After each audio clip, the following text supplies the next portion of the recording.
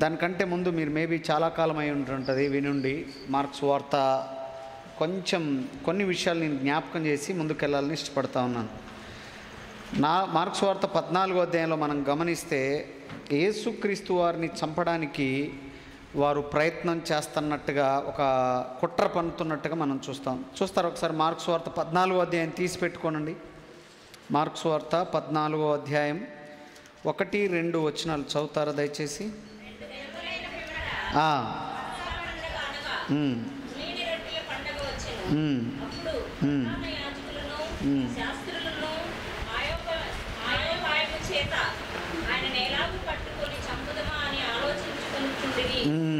Right, చాలా.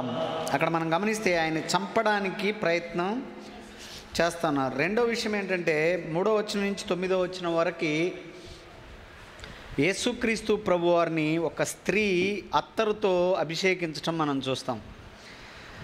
అక్కడ ఏమంటాడు మనోడు?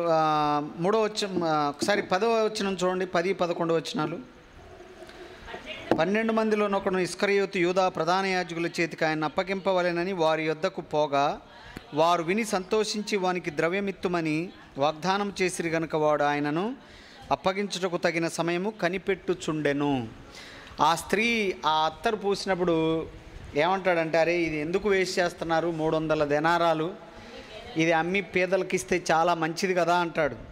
యోహాను సువార్తలో ఏమంటాడంటే, వీడేం చేస్తాడు, ఆ ట్రెజరర్ అనమాట, అంటే కోశాధికారి ఎవరు, ఇస్కరియోతు యూదా, ఆ డబ్బు సంచిలో నుండి డబ్బులు దొంగిలిస్తూ ఉంటాడు. ఎవరు అన్నదంటే ఇస్కరియోతు యూదా అని, అది యోహాను సువార్తలో రాయబడి ఉంటుంది. రావట్లేదు, ఓకే. ఆ ఇస్కరియోతు యూదా ఈ డబ్బు వేస్ట్ చేసింది ఆవిడ అన్నట్టుగా చెప్తాడు. అయితే యేసుక్రీస్తు ప్రభువారు గద్దిస్తాడు, ఆమెనేం అనొద్దు అని చెప్తాడు. ఈ యూదా ఏం చేస్తున్నాడంటే, ఆయన ఆ అత్తరు పూసిన తర్వాత వీడు ఫ్రస్ట్రేట్ అవుతాడు, అంటే కొంత డిసప్పాయింట్ అవుతాడు. ఆయన యేసుక్రీస్తుని అనుసరిస్తున్నటువంటి ఉద్దేశం వేరు. ఈ డబ్బు సంచిలోకి డబ్బు ఎప్పుడైతే రాలేదో ఫ్రస్ట్రేషన్కి లోనయ్యాడు. అయిపోయి ఏం చేశాడు, 10-11 వచనాల్లో ప్రధాన యాజకుల దగ్గరికి వెళ్ళాడు, తర్వాత శాస్త్రుల దగ్గరికి వెళ్ళాడు, పెద్దల దగ్గరికి వెళ్ళి యేసుక్రీస్తు వారిని అమ్మేశాడు. 10-11 వచనాలు అదే చదివాం కదా. వారు విని సంతోషించారంట. వాడే వచ్చాడు, వాళ్ళ ఉద్దేశం కూడా ఏంటి, యేసుక్రీస్తుని చంపాలనే. ఈ ఇస్కరియోతు యూదానే వాళ్ళ దగ్గర పోయి నేను ఆయన అప్పగిస్తాను, మీరు ఏమైనా చేసుకోండి అనేసరికి వాళ్ళు చాలా హ్యాపీగా ఫీల్ అయ్యారు. తర్వాత ఏం జరుగుతుంది అని అంటే, యేసుక్రీస్తు ప్రభువారు ఆయన శిష్యులు కలిసి పులియని రొట్టెల పండుగని ఆచరిస్తారు, పాస్ ఓవర్ అని అంటారనమాట. తర్వాత ప్రభురాత్రి భోజనాన్ని ఆచరిస్తారు. ఆ తర్వాత పేతురు, యేసుక్రీస్తు ప్రభు చెప్తాడు, పేతురు 26వ వచనం ఒకసారి చదవండి, 14వ అధ్యాయం 26వ వచనం. ఒలీవ కొండకు వెళ్ళిరి. అప్పుడు యేసు వారిని చూసి, మీరందరూ అభ్యంతర పడెదరు, గొర్రెల కాపరిని కొట్టుదురు, గొర్రెలు చెదిరిపోవును అని వ్రాయబడి ఉన్నది కదా. అయితే నేను లేచిన తర్వాత మీకంటే ముందుగా గలిలయలోనికి వెళ్ళేదనెను.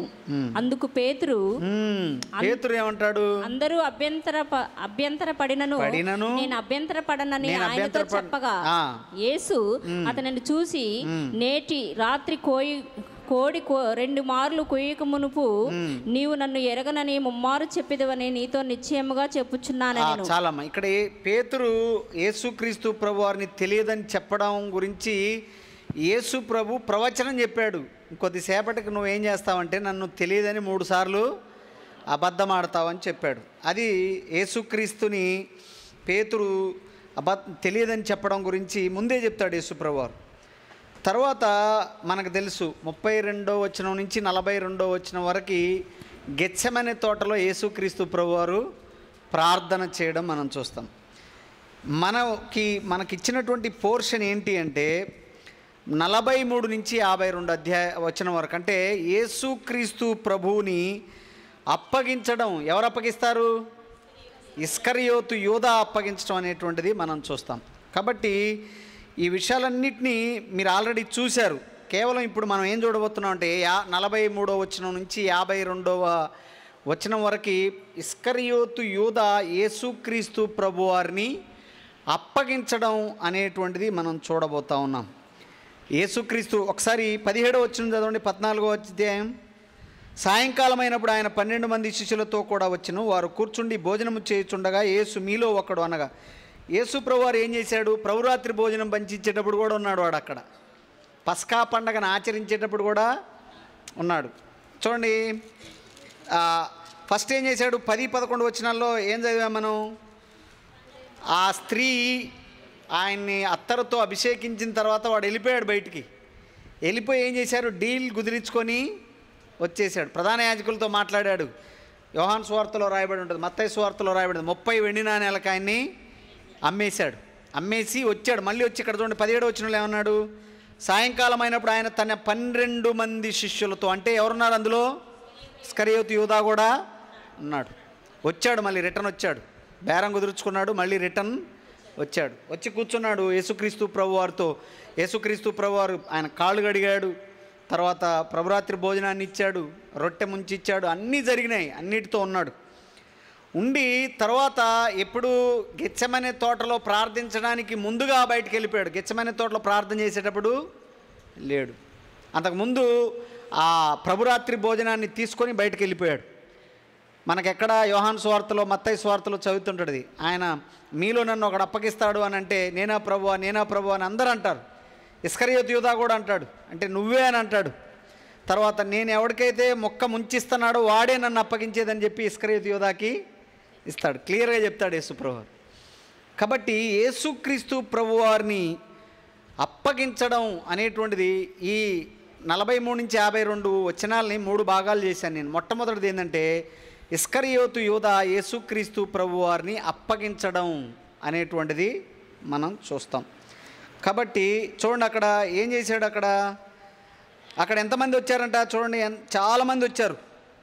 43వ వచనంలో వెంటనే ఆయన ఇంకనూ మాట్లాడుచుండగా 12 మంది శిష్యుల్లో ఒకడైన ఇస్కరియోతు యూదా వచ్చెను. వానితో కూడా బహుజనులు కత్తులు గుదియలు పట్టుకొని ప్రధాన యాజకుల యొద్ద నుండి, శాస్త్రుల యొద్ద నుండి, పెద్దల యొద్ద నుండి వచ్చారు.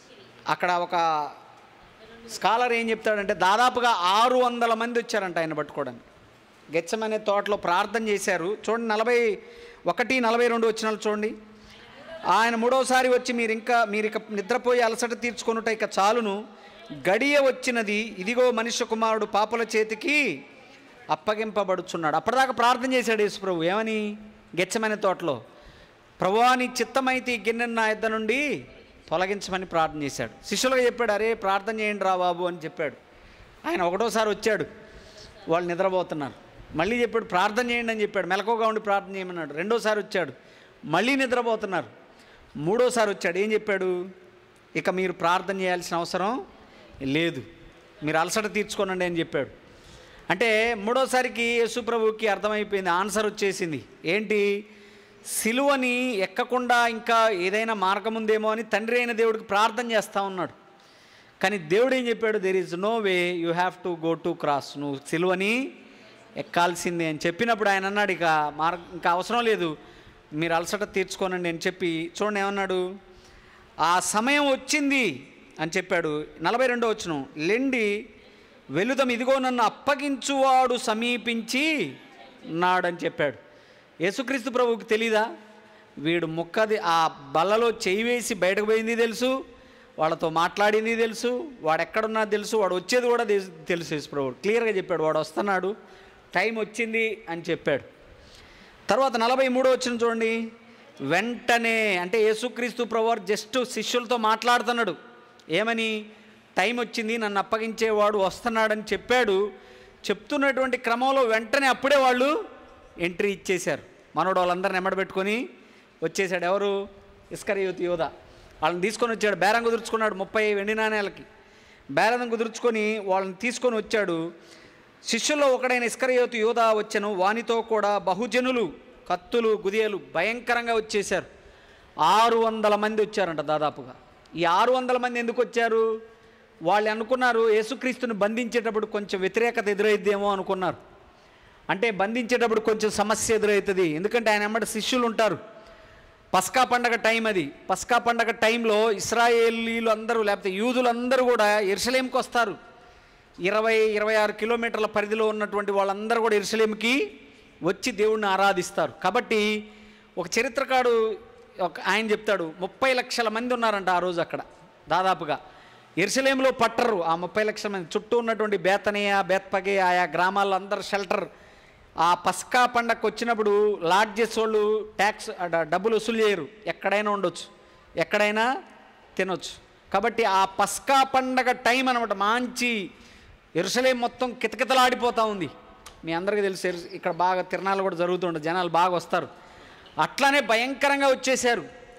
యేసుక్రీస్తు ప్రభు వారిని బంధించడానికి ఒకవేళ ఆయన అమ్మటి ఎవరైనా ఉండి వ్యతిరేకత అడ్డగిస్తారేమో అని మంది మార్బలంతో వచ్చారు. కత్తులు, గుదేలు, జనాలు ఒక 600 మందిని వేసుకొని వచ్చారు. వాళ్ళందరూ ప్రధాన యాజకులకు సంబంధించిన వాళ్ళు, శాస్త్రులకు సంబంధించిన వాళ్ళు, తర్వాత పెద్దలు, సన్హెడ్రిన్ మహాసభకు సంబంధించిన వాళ్ళందరూ కూడా వచ్చేసారు. యేసుక్రీస్తుని బంధించడానికి వాళ్ళు వచ్చినట్టుగా మనం చూస్తూ ఉన్నాం. మార్క్స్ వార్త 18-21 వచనాలు ఒకసారి చదవండి. 14వ అధ్యాయం 18-21 వచనాల వరకు.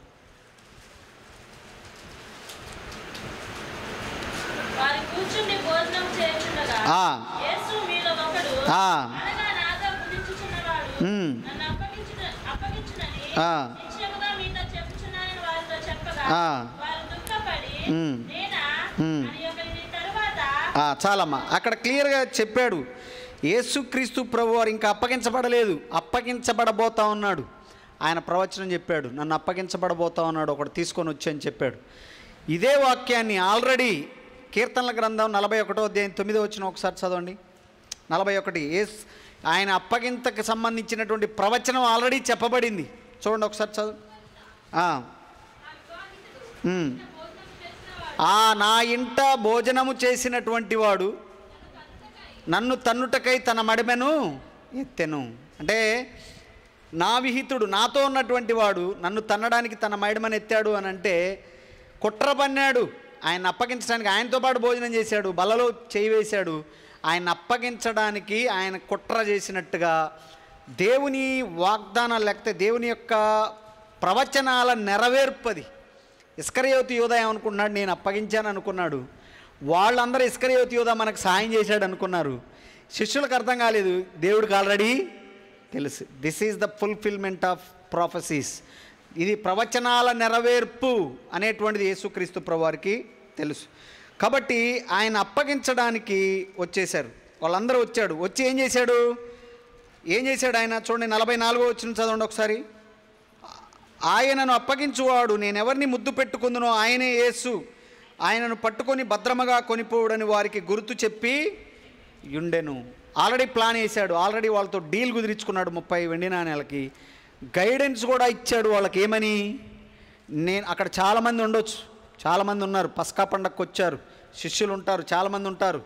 ఆయన గుర్తుపట్టడం కష్టం. కాబట్టి నేనే ఒక గుర్తు చెప్తున్నా. ఏంటంటే, నేను ఎవరినైతే వెళ్ళి ముద్దు పెట్టుకుంటానో ఆయనే యేసుప్రభు. నేను ఎవరినైతే వెళ్ళి ముద్దు పెట్టుకుంటానో ఆయన యేసుప్రభు. ఆ రోజుల్లో అదొక సాంప్రదాయం. ఎఫెక్ట్స్ అంటే ప్రేమకు ఒక సింబల్ అనమాట. ఎవరైనా కలిస్తే కౌగలించుకొని ఏం చేస్తారంటే ముద్దు పెట్టుకుంటారు. మనం ఇప్పుడు ఎవరిని కలవగానే షేక్ హ్యాండ్ ఇస్తాం కదా. అట్లనే ఆ దినాల్లో వాళ్ళ సాంప్రదాయంలో ఏంటంటే ప్రేమ ఎక్కువ ఉన్నటువంటి వాళ్ళు ఇప్పుడు కూడా చాలామంది చూడండి ఏం చేస్తారు, ఎవరైనా చాలా కాలం కలిసిన తర్వాత హగ్ చేసుకుంటారు, అవునా కదా? అట్లనే హగ్ చేసుకొని ముద్దు పెట్టుకుంటారు. వాళ్ళ సాంప్రదాయం అది. అది ప్రేమకి నిదర్శనం, ప్రేమకి గుర్తు, లేకపోతే ఫ్రెండ్షిప్కి గుర్తు, స్నేహితులకి గుర్తు అనమాట. జనరల్గా ఆ దినాల్లో బానిసలు ఉంటారు. బానిసలు ఏం చేస్తారంటే కాళ్ళని ముద్దు పెట్టుకుంటారు, యజమాని పాదాలని ముద్దు పెట్టుకుంటారు. ఇంకొక రకమైనటువంటిది ఉంటుంది. ఏంటంటే కొంతమంది చెయ్యి తీసుకుంటారు, ఈ చెయ్యి తీసుకొని చేతి మీద ముద్దు పెడతారు. వాళ్ళు ఎవరు అని అంటే కొంచెం అధికారి. ఫర్ ఎగ్జాంపుల్ నేను హయ్యర్ పొజిషన్, నాకంటే కొంచెం తక్కువ ఉన్నోళ్ళు నా చేతిని తీసుకొని ముద్దు పెట్టుకుంటారు. అంటే కొంచెం తక్కువ ఉన్నోళ్ళు చేతి మీద ముద్దు పెట్టుకుంటారు. కానీ ఎవరు హగ్ చేసుకొని ముద్దు పెట్టుకుంటారు అని అంటే సమాన స్థితిలో ఉన్నటువంటి వాళ్ళు, ఈక్వల్ స్టేటస్లో ఉన్నటువంటి వాళ్ళు హగ్ చేసుకొని ముద్దు పెట్టుకుంటారు. యేసుక్రీస్తు ఏం చేశాడు? వీడికి సమానమైనటువంటి స్టేటస్ని ఇచ్చాడు. ఆయనకి వెళ్ళి ఆయన కౌగలించుకొని ఆయన్ని ముద్దు పెట్టుకునేటువంటి అంత గొప్ప స్టేటస్ని ఇచ్చాడు. కానీ వీడేం చేశాడు? ముద్దు పెట్టుకోవడం అని అంటే అర్థమైంది ప్రేమను ప్రదర్శిస్తున్నాడు. కానీ వాడు చేసింది ద్రోహం చేశాడు. అవునా కదా? అంటే వేషధారి వీడు. ఎవరు? ఇస్కరియోతు యూదా. పైకేమో ప్రేమను నటిస్తున్నాడు, లోపలేమో ద్రోహం తలపెడతా ఉన్నాడు. వేషధారి, హిపోక్రైట్ అంటారు, హిపోక్రసీ అంటారు, వేషధారణ అని అంటారు. పైకి దేవుణ్ణి ప్రేమిస్తున్నట్టుగా నటిస్తున్నాడు, కానీ లోపల దేవునికి దూరంగా బ్రతుకుతూ ఉన్నాడు. 3.5 సంవత్సరాలు యేసుక్రీస్తు ప్రక్కన తిరిగాడు. ఆయన చేసిన అద్భుతాలు చూశాడు, ఆయన వెంట నడిచాడు, ఆయన పెట్టింది తిన్నాడు, ఆయన పడుకున్న దగ్గర పడుకున్నాడు, ఆయన చేసిన ప్రతి అద్భుతానికి సాక్షిగా నిలబడ్డాడు వాడు. కానీ చివరికి యేసుక్రీస్తు ప్రభువుని అప్పగించాడు. ఎంత వేషధారి అనంటే ఆయన పక్కనే ఉన్నాడు, అక్కడికి వెళ్ళి వాళ్ళతో డీల్ కుదుర్చుకున్నాడు, మళ్ళీ వచ్చాడు, వాళ్ళని ఆయన అప్పగించడానికి సిద్ధపడ్డట్టుగా మనం చూస్తున్నాం. కాబట్టి యేసుక్రీస్తుని బిట్రే చేశాడు, అంటే ఆయన్ని తృణీకరించాడు, లేకపోతే ఆయన్ని అప్పగించాడు. ఎవరు? ఇస్కరియోతు యూదా అనేటువంటిది మనం చూస్తాం. కాబట్టి ప్రియమైనటువంటి దేవుని బిడ్డలారా, వేషధారణ మన జీవితాల్లో కూడా కనబడుతుంటుంది. చర్చికి వచ్చినట్టుగానే ఉంటాం, చర్చికి వస్తానే ఉంటాం, పాస్టర్ ముందు మంచిగా ఉంటాం, విశ్వాసుల ముందు మంచిగా ఉంటాం. బయటకు వెళ్ళిన తర్వాత మన విశ్వరూపాలు బయటపడతాయి. అర్థమవుతుందా? ఇస్కరియోతు యూదా కూడా అట్లానే నటించాడు. డబ్బు సంచి చేతిలో పట్టుకున్నాడు, అందరితో మంచిగా ఉంటున్నట్టుగా నటించాడు, డబ్బులను మంచిగా చూస్తున్నట్టుగా నటించాడు. కానీ దేవుడికి తెలుసు. దేవుడికి తెలీదా? ఇస్కరియోతు యూదా దొంగిలించేది దేవుడు తెలీదా? వాడు వెళ్ళి డీల్ కుదిరించుకునేది తెలీదా? వాడు 30 వెండి నాణాలు తీసుకుని తెలీదా? వాడు వాళ్ళని తీసుకొని వచ్చేది అన్నీ తెలుసు. కానీ దేవుడు అవకాశం ఇచ్చాడు, ఇంకా మారతాడేమో వీడని. పాదాలు కడిగాడు. వాడు అప్పగిస్తాడని తెలిసి కూడా యేసుక్రీస్తు పాదాలు కడిగాడు. తర్వాత అందరితో పాటు పులియన్ రొట్టెల పండగలో వాడికి రొట్టెనిచ్చాడు. ప్రభురాత్రి భోజనంలో కూడా వాడికి ముక్కని ముంచి ఇచ్చాడు. క్లియర్గా చెప్పాడు. ఇంకా మారతాడేమో అనుకున్నాడు యేసుప్రభు. అన్నాడు, ఈ ముక్క ముంచి నేను ఎవరికైతే ఇస్తున్నానో వాడు నన్ను అప్పగించబోతున్నాడు అంటే, నేనా ప్రభు అంటాడు. అవును నువ్వే అంటాడు యేసుప్రభు. అప్పుడు కూడా మారడానికి సిద్ధపడలేదు వాడు. ఆయన్ని క్లియర్గా మోసం చేశాడు. ఏమంటే నమ్మక ద్రోహం అని అంటారు, నమ్మక ద్రోహం అని అంటారు. మనం కొన్నిసార్లు నమ్మక ద్రోహం చేస్తే తట్టుకోలేం తెలుసా? చాలాసార్లు మంచిగా ఉంటాం. నాకు రీసెంట్గా ఒక సంఘటన జరిగింది. నేను ఆ వ్యక్తికి దగ్గరుండి పెళ్లి సంబంధం చూసి పెళ్లి చేసి నేనే దాని అంతటిని రిస్క్ తీసుకొని అవన్నీ చేస్తే చివరికి నన్ను చాలా ఒక రకమైన వ్యక్తిగా పిక్చర్ ఇవ్వడానికి ప్రయత్నం చేశాడు. ఆయన అవసరం కోసం నేను ప్రయాసపడుతుంటే నన్ను తీసి పక్కన పెట్టేసినట్టుగా చేశాడు. నాకు చాలా బాధ అనిపించింది. ప్రభువా, నేను చేసింది వాడి మంచి కోసం చేశాను, వాడేమో వేరే రకంగా మాట్లాడుతున్నాడు. అప్పుడు ఎవరికి చెప్పుకుంటాం? చెప్పలేము. ఎవరికి చెప్పినా అర్థం కానటువంటి పరిస్థితి. నమ్మక ద్రోహం అనమాట, నమ్మక ద్రోహం. మనం ఏం చేస్తాం? దేవుడు తప్ప ఎవరికి చెప్పుకోలేం. చాలా బాధపడ్డాను నేను. అసలు కొద్దిసేపు విలవిల్లాడిపోయాను నేను. అరే ఇట్లా కూడా ఉంటుందా అనిపించింది నాకు. అది ఎందుకు దేవుడు అలో చేశాడంటే ఇది అర్థం కావడానికి అనిపించింది నాకు. తర్వాత యేసుక్రీస్తుతోనే ఉన్నాడు వాడు, యేసుక్రీస్తుని అప్పగించాడు. అంతటి భయంకరమైనటువంటి వేషధారి సంఘాల్లో ఈ దినాల్లో వేషధారణ కనబడతా ఉంది. ప్రియమైనటువంటి దేవుని బిడ్డ, ఎవరికో చూపించుకోవడానికి, ఎవరి ముందో కనబడడానికి, ఎవరికో చేయడానికి అవసరం లేదు. ఎవరు సాక్ష్యం చెప్పాలి మన మీద? దేవుడు సాక్ష్యం చెప్పాలి. దేవుడు చూస్తున్నాడు, నిన్ను నన్ను చూస్తున్నాడు, మనల్ని దేవుడు చూస్తున్నాడు. కాబట్టి మన మీద సాక్ష్యం పలకబోయేవాడు దేవుడు. నీ మీద సాక్ష్యం పలకాల్సి వస్తే ఏం చెప్తాడు దేవుడు? ఏం మాట్లాడతాడు? కాబట్టి మనం జాగ్రత్తగా ఉండాలి అనేటువంటిది దీన్ని బట్టి మనం నేర్చుకోవాలి. రెండో విషయానికి వస్తున్నాను నేను. మొట్టమొదటి విషయం అయిపోయింది, యేసుక్రీస్తు వారిని అప్పగించటం. రెండోది the arrest of Jesus Christ. 46 నుంచి 49 వరకు చూస్తాం. 46 నుంచి 49లో యేసుక్రీస్తుని బంధించడం అనేటువంటిది మనం చూస్తాం. అక్కడ 46 వచనం చూడండి ఒకసారి. వారు ఆయన మీద పడి ఆయనను పట్టుకొనిరి అనే మాట చూస్తాం. యోహాను సువార్త, మత్తయి సువార్తలో అయితే ఆయన తాళ్లతో బంధిస్తారు అని రాయబడి ఉంటుంది. తాళ్లతో బంధిస్తారు. పారిపోతాడేమో, లేకపోతే ఎక్కడికైనా వెళ్తాడేమోనని. కానీ యేసుప్రభు ఏం చేస్తాడు? ఆయన అడుగుతాడు, ఎవరి కోసం మీరు ఎతుకుతున్నారా అంటాడు. అంటే యేసు అని అంటారు. ఆయన నేనే అని అంటాడు. యోహాను సువార్తలో నేనే ఆయన అంటాడు.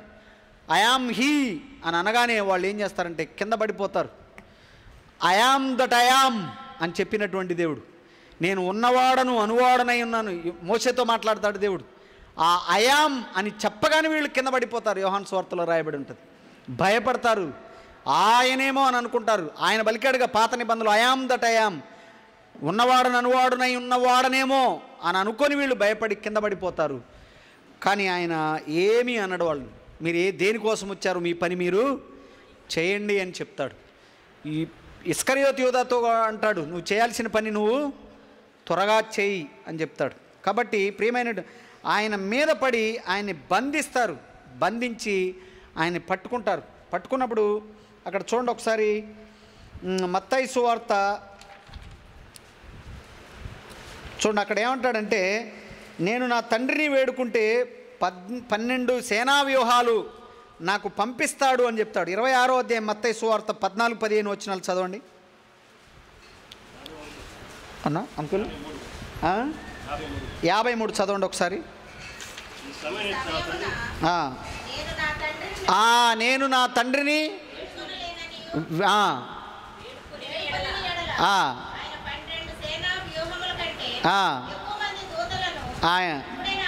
పంపును. చాలమ్మా. ఆ మాట అక్కడ మనం గమనిస్తే ఈయన ఏం చేస్తారు, వాళ్ళందరూ వచ్చి బంధించగానే పేతురుంటాడు మనోడు. ఆయన ఏం చేశాడు చూడండి, చెవి నరికేశాడు. ఇక్కడ లేదు పేతురు అని, కానీ మిగిలిన సువార్తల్లో రాయబడి ఉంటుంది చెవి నరికినటువంటి వాడు పేతురు. చూడండి 47వ వచనం చదవండి ఒకసారి. ఇక్కడ 14 మార్కు సువార్త 14:47. దగ్గర నిలిచిన వారిలో ఒకడు కత్తి దూసి ప్రధాన యాజకుని దాసుని కొట్టి వాని చెవి తెగ నరికెను అనేది చూస్తున్నాం. అక్కడ మనం గమనిస్తే పేతురు కొంచెం దుడుకు పేతురు అంటారు. ఆయన ఏం చేశాడు, ఆ ఫ్రస్ట్రేషన్ లేకపోతే ఆ ప్రెజర్ని తట్టుకోలేకపోయి ఏం చేశాడు, వేసేసాడు. కత్తి తీసుకున్నాడు, నరికి పడేశాడు. యేసుప్రభు అన్నాడు, ఒరే బాబు నువ్వు ఆగు, కత్తి నీ వరలో పెట్టేసేయి, కత్తి పట్టుకున్నాడు కత్తితోనే నాశనం అవుతాడని చెప్పాడు. నేను వేడుకుంటే నా తండ్రి 12 సేనా వ్యూహాల సైన్యాన్ని పంపిస్తాడు. ఒక్క సేనా వ్యూహం ఎంతో తెలుసా, 6,000 దూతలు, 6,000 మంది దూతలు. ఒక్క సేనా వ్యూహమే 6,000 దూతలు. అంటే 12 సేనా వ్యూహాలు అంటే ఎంతమంది దూతలు, 72,000 మంది దూతలు. 72,000 మంది సైన్యం, దూతల సైన్యం. మనుషులు కాదు, మళ్ళీ వాళ్ళు మనుషులు కాదు, దేవుని యొక్క దూతలు. 72,000 మంది దూతలు. ఒక్క దూత ఏం చేసింది, సన్హెరీబు సైన్యం వచ్చినప్పుడు 1,85,000 మందిని చంపేసింది. సన్హెరీబు అష్షూరు రాజు 1,85,000 మందిని ఒక్క దూత ఒక్క నైట్ మట్టు పెట్టేసింది. ఎంతమంది దిగుతాడని చెప్తున్నాడు దేవుడు, 72,000 మంది దూతలు దిగుతారు నేను ఒకవేళ దేవుడిని అడిగితే అని చెప్పాడు. కానీ ఏంటంటే ఇది లేఖనముల ప్రకారము అన్నీ జరుగుతా ఉన్నాయి. లేఖనముల ప్రకారం by the plan of God ఇవన్నీ కూడా జరుగుతున్నాయని చెప్పాడు. అర్థమవుతుందా? కాబట్టి ఈయన ఏం చేశాడు, చెవి నరికేశాడు. చెవి నరకగానే ఏం చేశాడు, యేసుప్రభువారు చెప్పాడు, తిట్టాడు, లోపల పెట్టేసే అన్నాడు. ఆ మల్కు, ప్రధాన యాజకుడి యొక్క దాసుడి పేరు మల్కు, ఆయన దగ్గరికి వెళ్ళి ఆ చెవి ముట్టి ఆ తెగిపడినటువంటి భాగాన్ని పెట్టి ముట్టి స్వస్థపరుస్తాడు యేసుప్రభువారు. కాబట్టి పేతురును వదిలిపెట్టారు. లేకపోతే 4వ శిలువ పక్కన యేసుప్రభు పక్కన 4వది కూడా పేతురు ఏలాడుతూ ఉండేవాడు. అర్థమవుతుంది? డైవర్ట్ అయిపోయింది. ఆయన పట్టుకొని స్వస్థపరిచిన తర్వాత వాళ్ళంతా కామైపోయారు. కాబట్టి ఆయన పట్టుకున్నారు. యేసుప్రభు అన్నాడు, ఇంకేమన్నా 48వ వచనంలో 14:48 మార్క్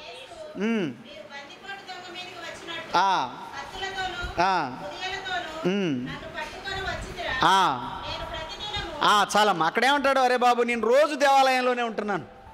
నేను రోజు ఎక్కడ ఉంటున్నాను, దేవాలయంలోనే ఉంటున్నాను. దేవాలయంలో సోమవారం దేవాలయంలోనే ఉన్నాను, మంగళవారం దేవాలయంలో ఉన్నాను, బుధవారం వచ్చాను, గురువారం వచ్చాను. మీరు ఈరోజు అవన్నీ పట్టుకొని వస్తున్నాను. రోజు టెంపుల్కి వస్తున్నానుగా నేను, మీరు నన్ను ఏం చేయలేకపోయారు. ఇదంతా కూడా లేఖనముల ప్రకారం నెరవేరుతూ ఉంది అని చెప్తా ఉన్నాడు. కాబట్టి ఆయన యెరూషలేముకి పస్కాను ఆచరించడానికి వచ్చాడు శిష్యులతో పాటుగా. సోమవారం వెళ్ళాడు, మంగళవారం వెళ్ళాడు, బుధవారం వెళ్ళాడు. కానీ ఈరోజు మాత్రం ఆయన ఎందుకు బంధించారంటే టైం హ్యాస్ కమ్. ఆయన్ని అప్పగించాల్సిన టైము వచ్చింది, ఆయన సిలువనెక్కాల్సిన టైము వచ్చింది. 41, 42 వచ్చినాలో చూసాం మార్క్స్ వార్త 14, 41, 42. ఆ టైం వచ్చింది కాబట్టి నేను వెళ్తా ఉన్నాను, అప్పగించడానికి వాడు సిద్ధంగా వస్తూ ఉన్నాడని చెప్పాడు.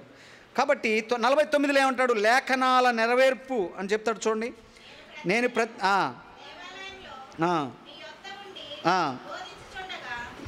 మీరు నన్ను పట్టుకొనలేదు, అయితే లేఖనములు నెరవేరునట్లు ఇలాగూ జరుగుతున్నదని చెప్పాను. వాళ్ళకి అర్థం కావట్లేదు. ఎవరికి? ప్రధాన యాజకులకు అర్థం కావట్లేదు, శాస్త్రులకు అర్థం కావట్లేదు, ఎల్డర్స్కి అర్థం కావట్లేదు, శిష్యులకు కూడా అర్థం కావట్లేదు. కానీ యేసుక్రీస్తుకి బాగా తెలుసు. ఆయన వచ్చిందే దానికోసం, చనిపోవడం కోసమే వచ్చాడు, ఆయన ప్రాణం పెట్టడం కోసమే వచ్చాడు. ఆయన అందుకే చెప్పాడు, ఇవన్నీ మీరేదో నన్ను పట్టుకోవడానికి ఇంతమంది వచ్చారు, 600 మంది కత్తులు గుదియలు అన్నీ పట్టుకొని వచ్చారు, లేకపోతే నన్ను బంధిస్తానని అనుకుంటున్నారు. లేఖనాల ప్రకారం ఇవన్నీ కూడా జరుగుతున్నాయి అని చెప్పాడు. ఒకసారి చూడండి, ఆల్రెడీ మనం చూసాం కీర్తన 41:9 ఏం చేశాను? నా పక్కనున్న నా హితుడు, నాతో భోజనం చేసిన వాడు నన్ను తన్నుటకు మడమ ఎత్తాడు. అంటే ఆయనతో ఉండేటువంటి వాడు అప్పగిస్తాడు అని చెప్పడానికి ఆ ప్రవచనం నెరవేరింది. తర్వాత జకర్యా గ్రంథం 11వ అధ్యాయం తీయండి ఒకసారి. జకర్యా గ్రంథం 11వ అధ్యాయం 12, 13 వచనాలు. జకర్యా ఏముంటుంది అక్కడ? 30 వెండి నాణేలకు ఆయన చదువమ్మా.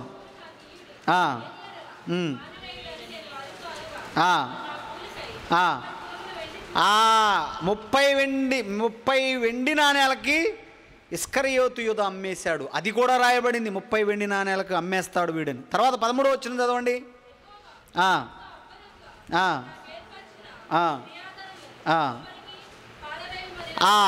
ఈడేం చేస్తాడు? 30 వెండి నాణేలు తీసుకుంటాడు.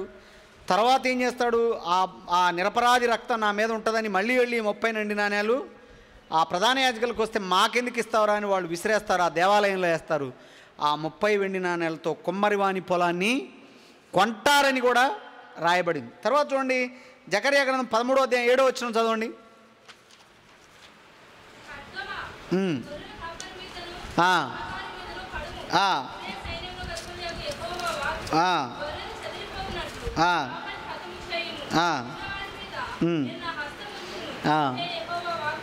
ఈ మాట ఏంటిది? గొర్రెల కాపరిని కొడితే గొర్రెలు చెదరిపోతాయి. 50 వచనం చదవండి, మార్క్స్ వార్త 14:50. అప్పుడు వారందరూ ఆయన విడిచి పారిపోయిరి. ఇవన్నీ కూడా ఆయన పుట్టడము, ఆయన ఈ భూమి మీద జీవించడము, శిలువ మరణం, పట్టబడ్డము, శిలువ మరణం, ఆయన తిరిగి లేవడం, everything according to the scriptures. 1 కొరింథీయులకు రాసిన పత్రిక 15వ అధ్యాయం 3-4 వచనాల్లో చెప్తాడు, లేఖనముల ప్రకారము క్రీస్తు శ్రమ పట్టబడెను, మృతి పొందెను, సమాధి చేయబడెను, లేఖనముల ప్రకారం ఆయన తిరిగి లేచెను. All are according to the scriptures. అన్నీ కూడా ఆయన జీవితంలో లేఖనముల ప్రకారము నెరవేరుస్తూ వచ్చాడు. ఇక్కడ చెప్పబడిన పైన జరిగినవన్నీ కూడా లేఖనాల ప్రకారమే జరిగాయి. 30 వెండి నాణేలకు ఆయన్ని అమ్మివేయడం అనేటువంటిది మనం చూస్తాం. 30 వెండి నాణేలకి ఒక గుర్తుంది తెలుసా? 30 వెండి నాణేలు అని అంటే బానిసల్ని కొనాలంటే 30 వెండి నాణేలు ఇస్తే చాలు. అర్థమవుతుందా? ఆ దినాల్లో బానిసలను కొనాలంటే ఎంత కావాలా? 30 వెండి నాణేలు. అంటే ఈ దౌర్భాగ్యుడు ఏం చేశాడంటే వీడు వెళ్ళాడు ప్రధాన యాజకుడి దగ్గరికి, వెళ్ళాడు శాస్త్రుల దగ్గరికి. వాళ్ళు వెళ్తే నేను మీకు ఆయన అప్పగిస్తానని చెప్తే నాకు కొంత డబ్బు ఏంటి అన్నాడు. అంటే వాళ్ళు ఎంత ఇస్తామని చెప్పారు? వాళ్ళు అన్నారు 30 వెండి నాణేలు ఇస్తామన్నారు. అంటే అర్థమైందో తెలుసా? బానిసను కొన్నట్టుగా చేశారు. అంటే యేసుక్రీస్తుని ఒక బానిసలాగా ఎంచారు. ఎవరు? ప్రధాన యాజకులు, శాస్త్రులు, పరిసయ్యులు, వీళ్ళందరూ కూడా ఆయన బానిసకి ఇచ్చిన విలువనే ఇచ్చారు ఆయనకి. 30 వెండి నాణేలే ఇస్తాం నీకు అంటే అర్థం ఏంటంటే బానిసని మేము కొంటున్నాం. అప్పుడైనా అర్థం చేసుకోలేకపోయాడు ఇస్కరియోతు యూదా. చాలా భయంకరంగా అవమానించారు యేసు ప్రభువుని. ఆయన్ని కొనడంలో కూడా అవమానించారు యేసుక్రీస్తుని. 30 వెండి నాణేలు అంటే బానిసను కొన్నట్టుగా, ఆయన్ని కొనినట్టుగా మనం చూస్తూ ఉన్నాం. యేసుక్రీస్తు వాడికి ఏ విలువనిచ్చాడు? ఇస్కరియోతు యూదాకి సమానమైన స్థానాన్ని ఇచ్చాడు. ఆయన్ని వెళ్ళి హగ్ చేసుకొని ముద్దు పెట్టుకుంటున్నాడంటే ఆయనతో ఈక్వల్గా చూశాడు. కానీ వీడేం చేశాడు? యేసు ప్రభువుని బానిస కింద అమ్మేశాడు. బానిస కింద ఎంత నమ్మక ద్రోహం, ఎంత వేషధారణ జీవితం. ప్రియమైనటువంటి దేవుని బిడ్డలారా, యేసుక్రీస్తుని అరెస్ట్ చేశారు. ఆయన అరెస్ట్ చేసి ఆయన తీసుకొని వెళ్ళిపోయినట్టుగా మనం చూస్తూ ఉన్నాం. 50 వచనం మనం ఆల్రెడీ చదివాం. 3వ విషయం నేను చెప్తా ఉన్నాను ఏంటంటే ఆయన్ని విడిచి పారిపోవడం. జకర్యా గ్రంథం 13:7లో చూసాం. వాళ్ళందరూ కూడా పారిపోతారు, గొర్రెలు చెదరగొట్టబడతాయి, గొర్రెల కాపరిని కొడతారు, గొర్రెలు చెదరగొట్టబడతాయి అన్నట్టుగా 50, 51, 52 వచనాల్లో మనం చూస్తే వాళ్ళందరూ చెదరిపోతూ ఉండి 50లో అంటాడు ఆయన ఒక్కడే మిగిలిపోయాడు, వాళ్ళందరూ కూడా ఆయన విడిచి పారిపోయాడు. 51, 52లో చూడండి, అక్కడ ఎవరున్నారు? ఆ నారబట్ట వేసుకొని ఉన్న యొక్క పడచువాడు ఆయన వెంట వెళ్ళుచుండగా వారు అతని పట్టుకొనిరి, అతడు నారబట్ట విడిచి దిగంబరుడై పారిపోయింది. ఈయనెవరు? ఈ యవనస్తుడైనటువంటి వ్యక్తి ఎవరు అని అంటే మార్క్, ఈ సువార్త రాసిన వ్యక్తి అని చెప్తారు చాలామంది స్కాలర్స్. మార్క్ గారి ఇంట్లోనే వాళ్ళ యొక్క వీళ్ళంతా కూడా పస్కాని ఆచరించటం, ప్రభురాత్రి భోజనం చేయడం, మేడగదిలో వీళ్ళందరూ కూడా ప్రభురాత్రి భోజనాన్ని అక్కడ చేస్తారు. అది ఎవరిది ఇల్లు అంటే మార్కు వాళ్ళది, గెత్సెమనే తోటకు దగ్గరలో ఉంటుందంట. ఆయన ఇంట్లో ఉన్నాడేమో అని ఇస్కరియోతు ఏదో ఏం చేశాడంట, వీళ్ళందరినీ పట్టుకొని మార్క్ ఇంటికి వెళ్ళాడు. అక్కడ చూస్తే అక్కడ యేసుప్రభు శిష్యులు ఎవరు లేరు. ఆ టైంకి ఎక్కడికి వచ్చారు వాళ్ళు? గెత్సెమనే తోటకు వచ్చారు, వాళ్ళు ప్రార్థన చేస్తూ ఉన్నారు. కాబట్టి వీళ్ళు మళ్ళీ ఏం చేశారు? గెత్సెమనే తోటకు వచ్చారు. ఆ సౌండ్ విని మార్క్ ఇంట్లో నుంచి లేచి బయటకు వచ్చాడంట. వచ్చి ఏం చేశాడు? ఈయన అనుసరిస్తూ ఉన్నాడు, ఈయన ఏం చేస్తారు అని. నైట్ వాళ్ళు ఏం చేస్తారంటే ఒక వేస్ట్ కోట్ వేసుకుంటారు, బారుగా ఒక డ్రెస్ వేసుకుంటారు. ఇప్పుడు నిన్న డ్రెస్సు, ప్యాంటు, ప్యాంటు షర్ట్ ఇవన్నీ వేసుకున్నాను జనరల్ క్యాజువల్గా. పడుకునేటప్పుడు ఏం చేస్తాం? నైట్ ప్యాంటు, నైట్ షర్ట్ అవి వేసుకుంటాం. వాళ్ళు అట్లానే ఒకటే, ఇప్పుడు నైటీస్ వేసుకుంటారు కదా లేడీస్, అట్లాంటి కోట్ ఒకటే వేసుకుంటారు వాళ్ళు, వేసుకొని పడుకుంటారు. ఆ నైట్ ఏం చేశాడు ఆయన? ఆ కోటుతోనే బయటకు వచ్చేసాడు ఆతృతలో, పక్క మీద నుంచి లేచి వచ్చి ఈయన వెంబడించడం ప్రారంభించాడు. ఆయన వెంబడిస్తుంటే వీళ్ళు ఆయన గమనించారు, పట్టుకోవడానికి ట్రై చేశారు. ఆ కోట్ను విడిచిపెట్టి అట్లానే ఆయన ఎవరైనా అంటే మార్క్, ఈ సువార్త రాసినటువంటి మార్క్. అందరూ విడిచిపెట్టేశారు. పేతురు వెళ్ళిపోయాడు, యోహాను వెళ్ళిపోయాడు, ఇక్కడ ఉన్నటువంటి మార్క్ విడిచిపెట్టబడ్డాడు, ఇస్కరియోతు యోధానేమో ఆయన అప్పగించేశాడు డైరెక్ట్గా. ఒంటరిగా మిగిలిపోయాడు. జకర్యా గ్రంథం 13:7లో దేవుడు ఆల్రెడీ చెప్పాడు, గొర్రెల కాపరిని కొడతారు, గొర్రెలు చెదరి పోతాయి. కాబట్టి ఆయన్ని శిష్యులందరూ అక్కడి నుంచి పారిపోవడం అనేటువంటిది మనం చూస్తాం. They all left him and ఫ్లెడ్. అక్కడ ఉన్నటువంటి విషయాల్ని మనం గమనించినట్లయితే ప్రియమైనటువంటి దేవుని బిడ్డలారా, కొన్ని విషయాలు ఇవన్నీ మనం స్టడీ చేసాం. ఇప్పుడు ఈ మార్క్స్ వార్త 43 నుంచి 52 విషయాలు, చాలా విషయాలు నేను మీకు చెప్పాను.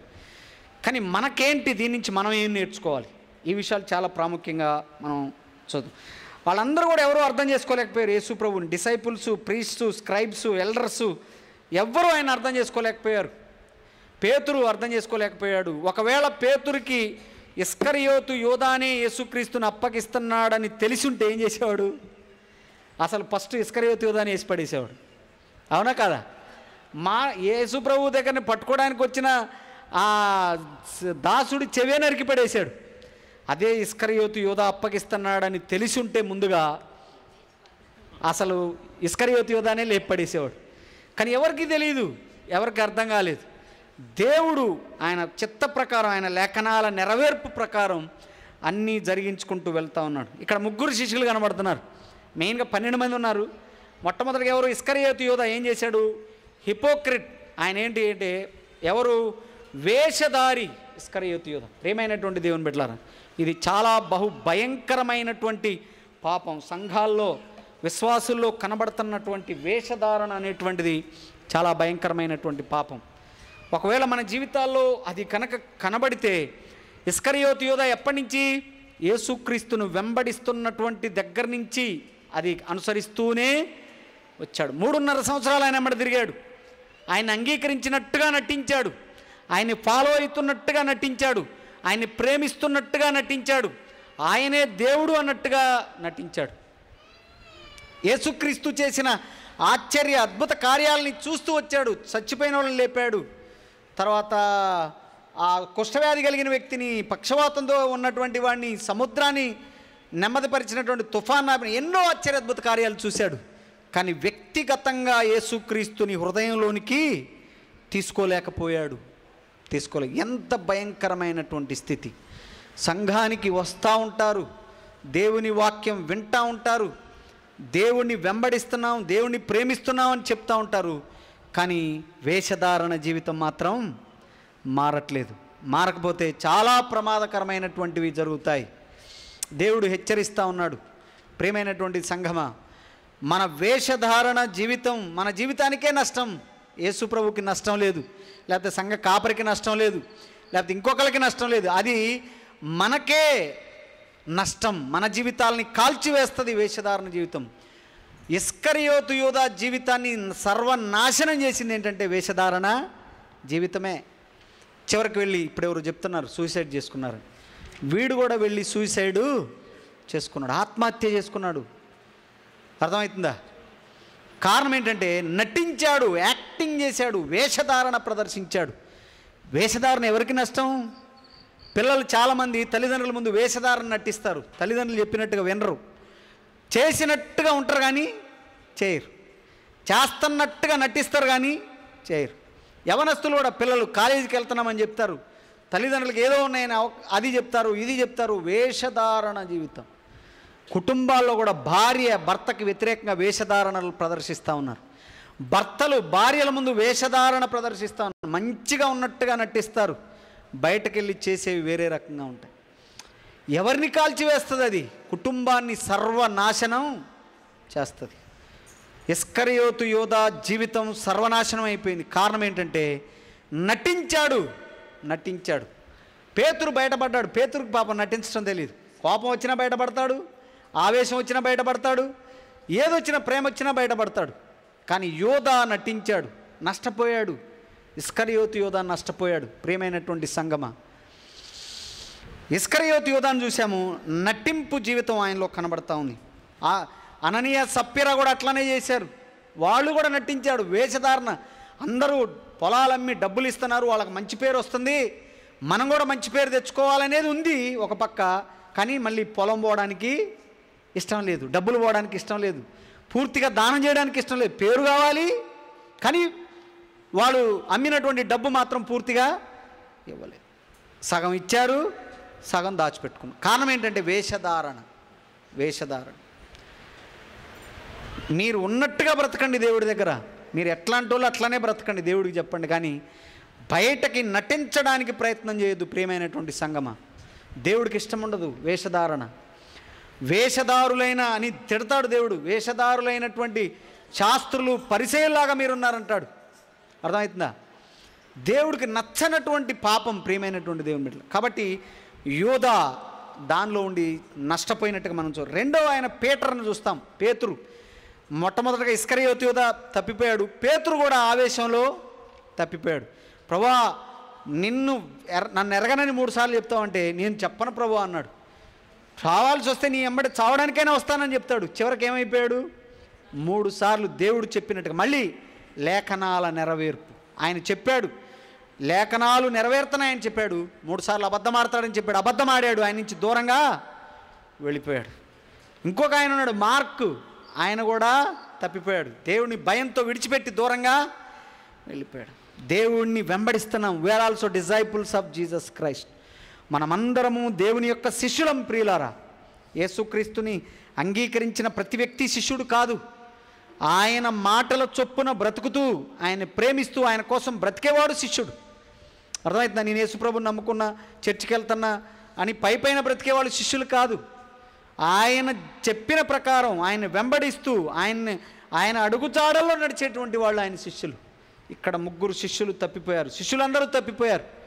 మనం కూడా చాలా సందర్భాల్లో తప్పిపోతూ ఉంటాం ఆయన వెంబడించే విషయాలు. నీ పాపం ఎట్లాంటిదో నాకు తెలియదు. ఇక్కడ ఇస్కరియోతు యోధా వేషధారణలో ఉన్నాడు, పేతురు ఆవేశంలో ఉన్నాడు, మార్కు భయంలో ఉన్నాడు. రకరకాలైనటువంటి విషయాలతో వాళ్ళు తప్పిపోయినట్టుగా మనం చూస్తున్నాం. కానీ యేసుక్రీస్తు ఆయన గురువు అయినటువంటి తండ్రికి ఏం చేశాడు? విధేయత చూపించాడు. ఆయనకు విధేయత చూపించడం కోసమే చెప్పాడు. లేఖనాల నెరవేర్పు జరుగుతుంది. ఆ లేఖనాలు అంటే తండ్రి మాటకి విధేయత చూపించాడు. వేరేజ్ వీళ్ళందరూ యేసుక్రీస్తుకు విధేయత చూపించకుండా పారిపోయినట్టుగా మనం చూస్తున్నాం. నువ్వెట్లా ఉన్నావు? నీ వ్యక్తిగత భక్తి జీవితం ఎట్లా ఉందో ఒక్కసారి మనల్ని మనం పరిశీలించుకుందాం. యేసు ప్రభువు చెప్పాడు 3 సార్లు అబద్ధం ఆడతావు అని చెప్పాడు, అబద్ధం ఆడాడు. ఇస్కరియోతు యోధా చెప్పాడు, నువ్వు 30 వెండి నాణేలకు నన్ను అప్పగిస్తావు అని చెప్పాడు, అప్పగించాడు. ఆయన చెప్పింది చెప్పినట్టుగా జరిగింది. కానీ యేసుక్రీస్తుని ఇస్కరియోతు యోధా తిరస్కరించాడు, పేతురు కూడా తిరస్కరించాడు. ఈయన పాపం చేశాడు, పీటర్ కూడా పాపం చేశాడు.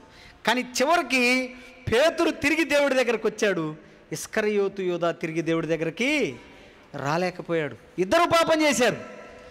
అది చిన్న పాపమా పెద్ద పాపమా అనేది కాదు, పాపం పాపమే.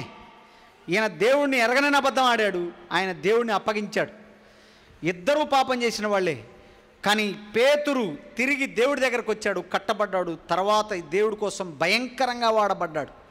ఒక్కసారి మాట్లాడితే 3000 మంది రక్షణ పొందారు. ఎవరైనా 3 సార్లు అబద్ధం ఆడినటువంటి వ్యక్తి, పాపం చేసినటువంటి వ్యక్తి, దేవుడు ఆయన్ని వాడుకున్నాడు ఎప్పుడు ఆయన తిరిగి వచ్చిన తర్వాత. కానీ వేరే ఇక్కడ ఇస్కరియోతు యూదా మాత్రం తిరిగి దేవుడి దగ్గరికి రాలేకపోయాడు. ప్రియమైనటువంటి దేవుని బిడ్డలారా, కాబట్టి ఇస్కరియోతు యూదా ఆ 30 వెండి నాణేలు పట్టుకొని ప్రధాన యాజకుల దగ్గరికి వెళ్ళాడు, నాకు వద్దని తిరిగి ఇచ్చేశాడు. కానీ ప్రధాన యాజకుల దగ్గరికి తిరిగి వెళ్ళాడు, కానీ యేసుక్రీస్తు దగ్గరికి మాత్రం తిరిగి రాలేదు.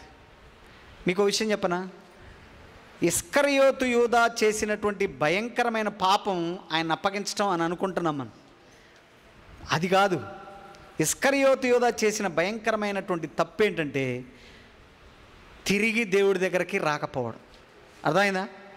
పేతురు పాపం చేశాడు, ఇస్కరియోతు యూదా కూడా పాపం చేశాడు. పేతురు తిరిగి వచ్చాడు, ఇస్కరియోతు యూదా తిరిగి రాలేకపోయాడు. ఇది నేర్చుకోవాలి సంఘం. ప్రియమైనటువంటి దేవుని బిడ్డలారా, కొన్నిసార్లు పాపంలో పడిపోతాం, కొన్నిసార్లు దేవుడికి దూరంగా వెళ్ళిపోతాం. సాతాను ఏం చెప్తాడో తెలుసా? నీ పని అయిపోయింది, ఇంకా నువ్వు పాస్టర్ గారి దగ్గరికి ఏం పోతావు, ఆయనకేం మొహం చూయించుకుంటావు, సంఘస్థులకేం మొహం చూయించుకుంటావు, అసలు దేవుడి దగ్గరికి ఏం పోతావు, ఏం ఆరాధన చేస్తావు అని లోపల నుంచి గుచ్చుతూ ఉంటాడు. ఎవడాడు? సాతాను. కానీ దేవుడు ఏమంటాడో తెలుసా? మన పాపములో మనము ఒప్పుకొని ఎడల ఆయన నమ్మదగినవాడు, నీతిమంతుడు గనక సమస్త దుర్నీతి నుంచి తప్పించి మనలను పవిత్రులుగా చేయు. 1 యోహాను పత్రిక 1:9 మనం చూస్తాం. ఎవరికి రాశాడు? అది విశ్వాసుల కోసం రాశాడు. కాబట్టి ప్రియమైనటువంటి దేవుని బిడ్డలారా, దేవుడి నుంచి నిన్ను సంఘాన్ని దూరం చేసేటువంటి కుట్ర సాతానుడు చేస్తూ ఉన్నాడు. అది ఎట్లా అంటే పాపం చేసినప్పుడు మనల్ని దూరంగా నెట్టడానికి ప్రయత్నం చేస్తాడు. ఇస్కరియోతు యూదా విషయంలో సక్సెస్ అయ్యాడు. వాడు ఏం చేశాడంటే దేవుడి దగ్గరికి రాకుండా వాడిని దూరం నెట్టేశాడు. పాపము ఏం చేస్తుందంటే యేసుక్రీస్తుకి దూరంగా నెట్టేస్తుంది. కానీ దేవుడి దగ్గర క్షమాపణ దొరుకుతుంది అని నమ్మలేకపోయాడు ఇస్కరియోతు యూదా. అర్థమవుతుందా? పేతురు నమ్మాడు కాబట్టే తిరిగి వచ్చాడు. నన్ను దేవుడు క్షమిస్తాడు. వీళ్ళిద్దరు ఉన్నారు, 12 మంది శిష్యులు ఉన్నాడు. వ్యభిచారంలో పట్టబడిన స్త్రీని దేవుడు క్షమించాడు. అమ్మా మళ్ళీ పాపం చేయకని చెప్పాడు. యాకోబు బావి దగ్గర సమరయ స్త్రీతో మాట్లాడాడు దేవుడు, అప్పుడు దేవుడు క్షమించాడు. పేతురు నేర్చుకున్నాడు ఏమనంటే దేవుడు నన్ను రిసీవ్ చేసుకుంటాడు. కానీ వీడి దృష్టి అంతా, ఇస్కరియోతు దృష్టి ఎక్కడుంది? డబ్బు సంచి మీద ఉంది, పవర్ మీద ఉంది. యేసుక్రీస్తు రాజు అయితే నేను మంత్రిని అయితా, నేను పవర్ అనుభవించాలని దాని మీద ఉంది. కానీ ఆయన బోధ మీద అర్థం చేసుకోలేకపోయాడు. కారణం ఏంటంటే దేవుని మీద విశ్వాసం లేదు. ప్రియులారా, చర్చికి వస్తూ ఉంటున్నాం, దేవుని అర్థం చేసుకుంటున్నావా? దేవుని ప్రేమ నీకు అర్థమవుతా ఉందా? దేవుని క్షమాపణ నీకు అర్థమవుతా ఉందా? ఇస్కరియోతు యూదాకు అర్థం కాలేక నష్టపోయాడు. పేతురు అర్థం చేసుకున్నాడు, ఆశీర్వదించబడ్డాడు, తండ్రి దగ్గరికి తిరిగి వచ్చాడు. తప్పిపోయిన కుమారుడు స్టోరీ మనకు బాగా తెలుసు. తప్పిపోయిన కుమారుడు మొట్టమొదట ఒక నిర్ణయం చేశాడు. ఏంటి? తండ్రి దగ్గర ఆస్తి పంచుకొని తండ్రి నుంచి దూరంగా వెళ్ళిపోయాడు. వాడు చేసిన మొట్టమొదటి నిర్ణయం భయంకరమైనటువంటి మిస్టేక్. అది బ్లండర్. కానీ వాడు చేసిన రెండో నిర్ణయం ఏదైతుందో దట్స్ వండర్ఫుల్ డెసిషన్. ఏంటి ఆ రెండో నిర్ణయం? నా తండ్రి దగ్గరికి నేను తిరిగి వెళతాను. తండ్రి దగ్గరికి వచ్చాడు. తండ్రి ఏం చేశాడు? కౌగలించుకున్నాడు, మెడ మీద పడి వాడిని ముద్దు పెట్టుకున్నాడు. నేను బానిసగా ఉంటా, మీ ఇంట్లో సర్వెంట్గా ఉంటా అంటే కొడుకు, తండ్రి అన్నాడు నువ్వు నా కొడుకువేరా అని చెప్పాడు. ప్రశస్త వస్త్రాన్ని ధరించండి, చెప్పులు వేయండి అంటే వాడు, చెప్పులు ఇవ్వండి అంటే వాడు బానిస కాదు, నా కొడుకు.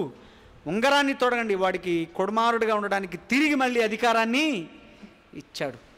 పేతురు తిరిగి వచ్చాడు, దేవుని యొక్క గొప్పతనాన్ని రుచి చూశాడు, గొప్పగా ఆశీర్వదించబడ్డాడు. ఆయన్ని సరి చేసుకున్నాడు దేవుడి దగ్గరకు వచ్చి. అవును ప్రభువా, పేతురు ఏం చేశాడు? యేసుక్రీస్తుని తెలియదని ముమ్మారు అబద్ధమాడాడు. యేసుక్రీస్తు మూడోసారి ఆయన వైపు చూశాడు. బయటకు వెళ్ళిపోయంట బిగ్గరగా ఏడ్చాడు.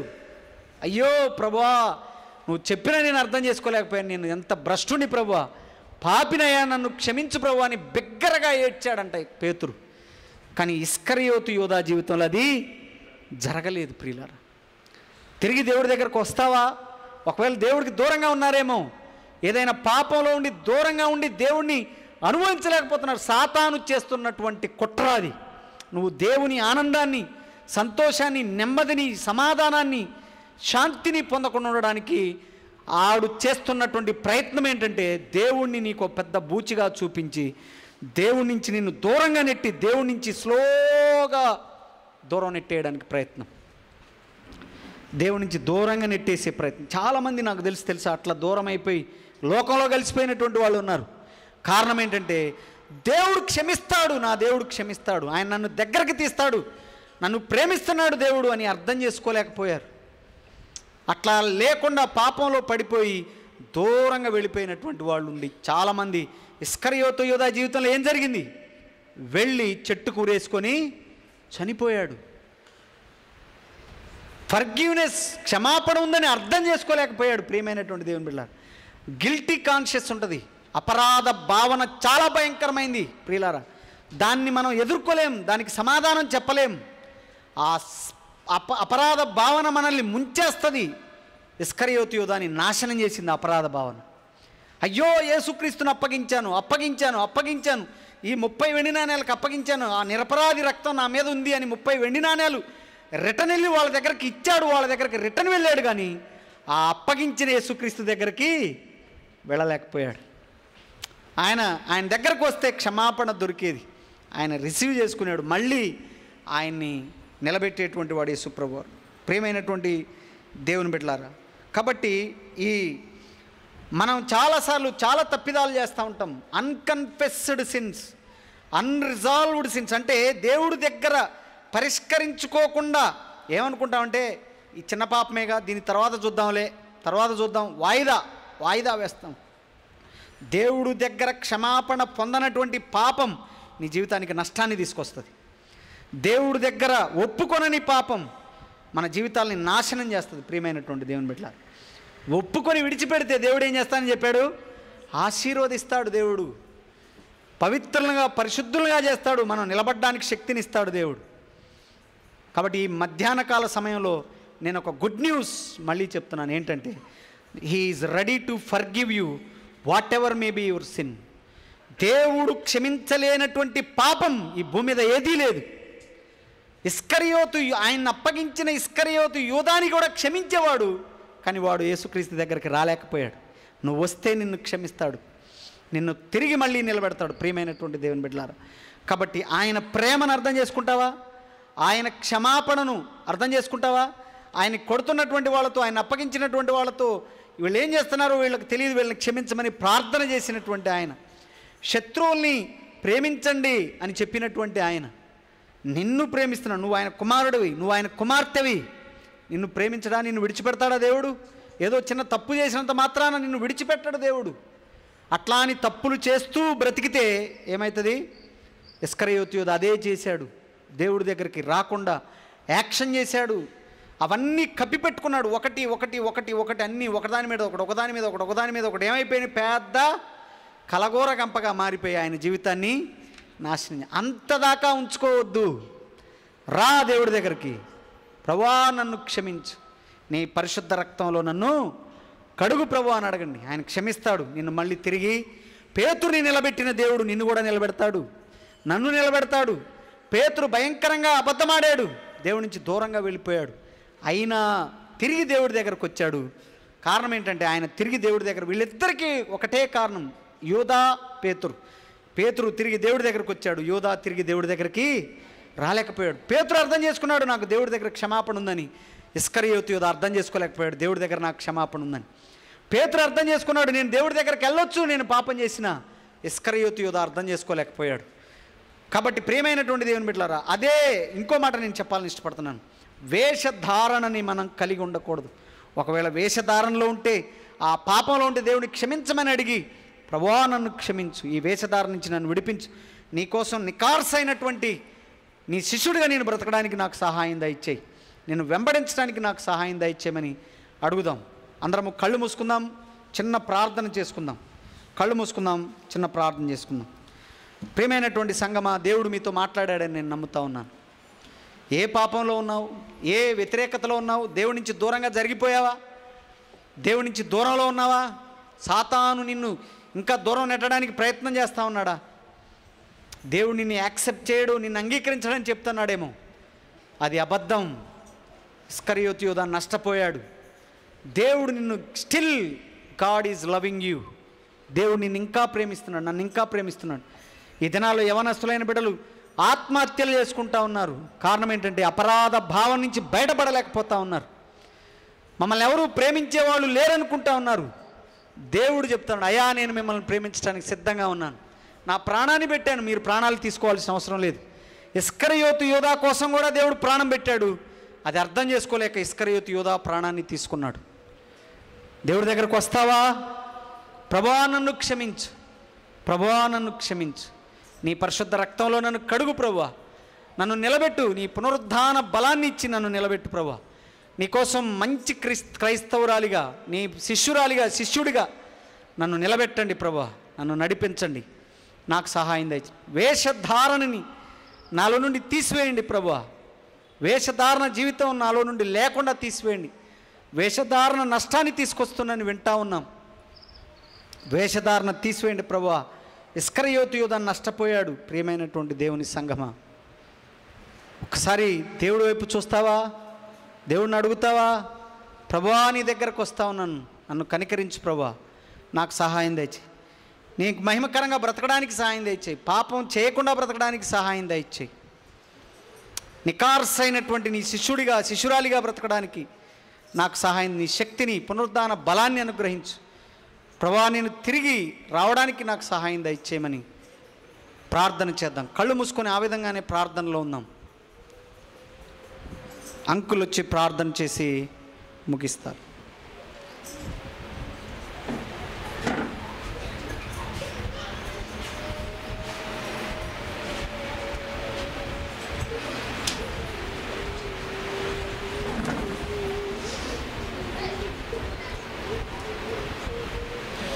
మనం దేవుని వాక్యాన్ని విన్నాం, ముగించుకుందాం. ప్రభువుతో మాట్లాడిన సమయం ఇది, దర్శించిన సమయం ఇది.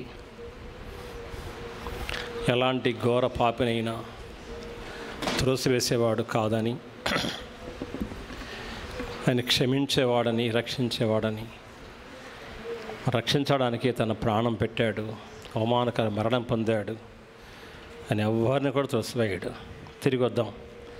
మన పాపాలు ఎంత భయంకరమైనా సరే సిగ్గుపడకుండా ఒప్పుకుందాం. తీర్మానం చేసి ప్రభువా నా కోసం శిక్ష భరించావు, నన్ను క్షమించని అడిగిది మన క్షమాపణ పొందగలం. మనం ప్రార్థన చేసుకుందాం. మా ప్రేంగల తండ్రి, మీ కొందాలు తెలిసినవునైనా మీ శిలువ మరణం చాలా భయంకరమైంది, చాలా ఘోరమైంది, అవమానకరమైంది. ఏ చిన్న లోపం మీలో లేకపోయినా మాకు బదులుగా మా నిమిత్తం తండ్రి అప్పగించబడ్డావు. దేవా మా తండ్రి, మేము ఎలాంటి వారమో తెలుసుకోవడం ప్రేమిస్తున్నావు తండ్రి. మేము నిజంగా తండ్రి పైకి భక్తిగా ఉండి శక్తి లేని వారు ఉన్నాము, వేషధారులు ఉన్నాము తండ్రి. ఎన్నో లోపాలు కలిగిన వాళ్ళం. మనిషి తెలియపోవచ్చు కానీ తండ్రి చాలా లోపల మాలో ఉన్నాయి. అయినా ప్రేమిస్తున్నావు తండ్రి. మా పాపాన్ని బట్టి మరణానికి అప్పగించలేదు, కానీ మాకు బదులుగా మరణించావు, మా శిక్ష భరించావు. మీ ద్వారా మీ మూలంగా తను మాకు క్షమాపణ కలిగించాలని మీకు వందనాలైనా దయచేపించండి. ఇక్కడ కూడిన ప్రతి బిడ్డను కూడా మీరు దీవించండి, బలపరచండి. నువ్వు క్షమించలేని పాప అంటే ఎవరు లేరయ్య మా తండ్రి. అందరి కోసం మా తండ్రి, అందరిని క్షమించేవాడు, అందరి కోసం విమోచన క్రయం చెల్లించదని మీకు వందనాలైనా. మీ ద్వారా మాకు క్షమాపణ కలుగుతుంది, దయచేపించండి. ప్రతి బిడ్డను దర్శించి బల స్థిరపరిచి ప్రత్యేకించుకోనండి, మీకోసం వాడుకోనండి. మీ దాసు నిలబెట్టి మా తండ్రి ఇచ్చిన మీ వాడుకొని చెల్లిస్తాము తండ్రి. ముందున కల మా తండ్రి ఇంకా అనేక దీవెన కనుక వాడుకోమని ప్రార్థిస్తూ సమస్తగా మీకు తెలిసిన తండ్రి సహాయపడండి. దేవా సాయం చేయండి మా తండ్రి. ఎవరు కూడా ఏదో వాళ్ళు దూరం కాకుండా మా తండ్రి, దేవా పేతులు మా తండ్రి మీ దగ్గరకు వచ్చేవారిగా చేయండి. తన తప్పును గుర్తించేవారిగా చేయండి. దేవా మా తండ్రి ఒప్పుకునేవారిగా, విడిచిపెట్టి మా తండ్రి మా ప్రభుత్వం మీ ఎద్దకు వచ్చినప్పుడు నువ్వు క్షమించి పరిశుద్ధపరిచి మీ కొరకు వాడుకునేవాడు.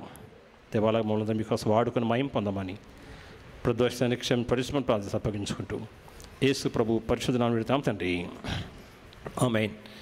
మన తండ్రి అయిన దేవుని ప్రేమ, ప్రభువైన యేసుక్రీస్తు వారి విస్తారమైన కృప, పరిశుద్ధాత్మ యొక్క అన్యోన్య సహవాసము, సన్నిధి సమాధానము మనకు సకల పరిశుద్ధులకును కూడిన ప్రతి బిడ్డకును వాక్యమని దాసు కుటుంబానికి సదాకాలంతో నడిపించిన గాక. Amen. Amen. Praise the lord. అందరికీ వందనాలు.